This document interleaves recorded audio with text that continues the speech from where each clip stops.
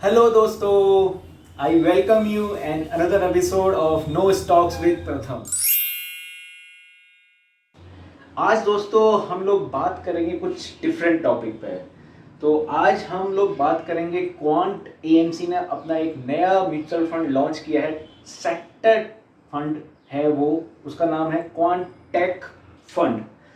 तो आज हम डिस्कस करेंगे कि इसमें किन लोगों को इन्वेस्ट करना चाहिए, किन लोगों को नहीं इन्वेस्ट करना चाहिए। उससे पहले मैं आप सभी लोगों को बहुत बहुत बधाई देना चाहता हूं। आज का दिन यानी 23 अगस्त 2023 इंडिया की हिस्ट्री के लिए एक रिमार्केबल डे है। हम लोगों ने हिस्ट्री क्रिएट कर दी है। India really on moon. अब चंदा मामा बहुत दूर नहीं रहे हमसे।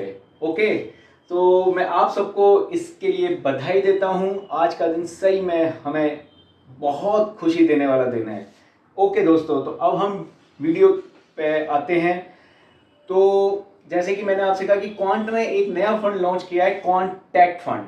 तो अब सवाल आता है कि शुड वी इन्वेस्ट और नॉट। ओके, तो इसमें बहुत सारे क्राइटेरिया हैं। बिकॉज मार्केट में रूमर है भाई क्वांट ने नया फंड लॉन्च किया है तो हमको इन्वेस्ट करना चाहिए। बिकॉज पास्ट हिस्ट्री में अगर आप देखें क्वांट के फंड चाहे मिड कैप हो, स्मॉल कैप हो या ईएलएसएस फंड हो, सब ने अच्छा रिटर्न बना के दिया है। मगर हमें ये भी ध्यान रखना चाहिए कि क्वांट के फंड बहुत रिस्की रहते हैं, बहुत रिस्की। हर कैटेगरी में अगर आप देखेंगे तो क्वांट के फंड में बहुत वोलेटिलिटी रहती है। तो किन लोगों को इसमें इन्वेस्ट करना चाहिए?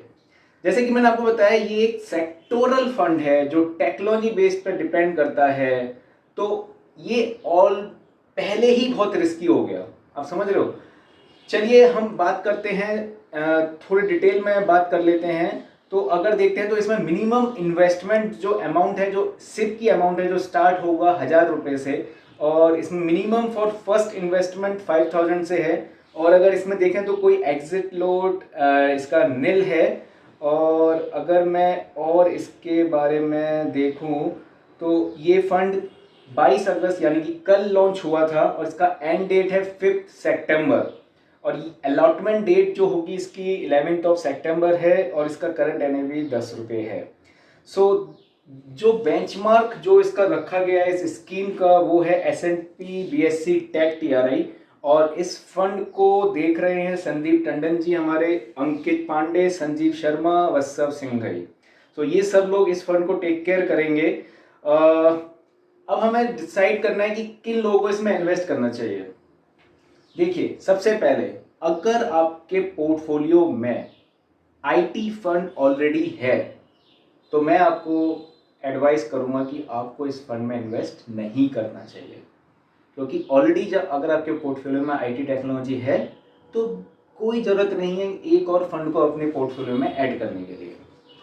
तो प्लीज़ सबसे पहले अपना पोर्टफोलियो रिव्यू कीजिए, क्या उसमें कोई आईटी सेक्टर से रिलेटेड कोई फंड है या नहीं है, पहली बात। दूसरी चीज़, आप ये देखिए कि क्वांट एएमसी का तो कोई फंड आपके पास नहीं है, चाहे वो किसी भी कैटेगरी में हो, small cap, mid cap, large cap, ELS7, किसी में भी अगर आपका क्वांट का फंड है तो भी आपको क्वांट टेक में नहीं जाना चाहिए।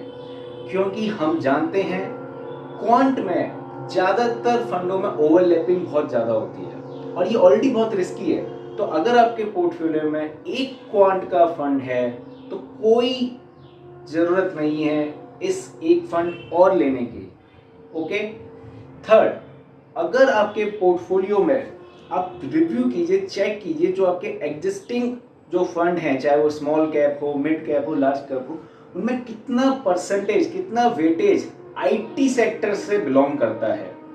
अगर वो 10 से 15% ऑलरेडी बिलोंग करता है तो अननेसेसरी आपको इस फंड में नहीं जाना चाहिए।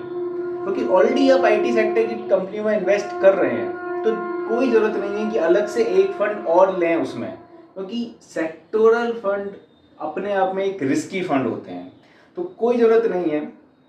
मैं तो कहूँगा अगर आपके पोर्टफोलियो में अगर आप रिव्यू करते हैं और ये पाते हैं कि आपके उसमें कोई क्वांट का फंड नहीं है, कोई सेक्टर आईटी रिलेटेड फंड नहीं है और आपके पोर्टफोलियो में जो एग्जिस्टिंग पोर्टफोलियो है उसमें 10 से 15% कम वेटेज है आईटी का, तभी आप इस फंड को लेने के बारे में सोच सकते हैं।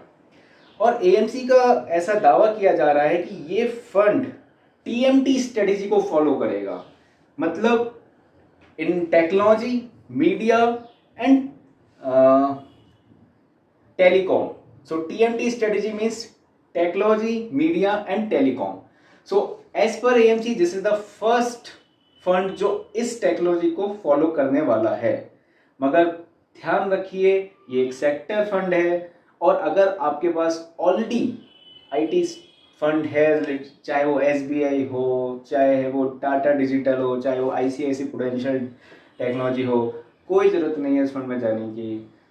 तो मैं आशा करता हूं आप लोगों को मैंने कुछ वैल्यू एडिशन दी होगी कि क्या हमें इस फंड में जाना चाहिए या नहीं जाना चाहिए। अगर आपको कुछ भी इस वीडियो में अच्छा लगा हो तो मैं आपसे रिक्वेस्ट करता हूं please like, share and subscribe this video, और आगे मैं आपके लिए और अपडेटेड वीडियो लाता रहूँगा।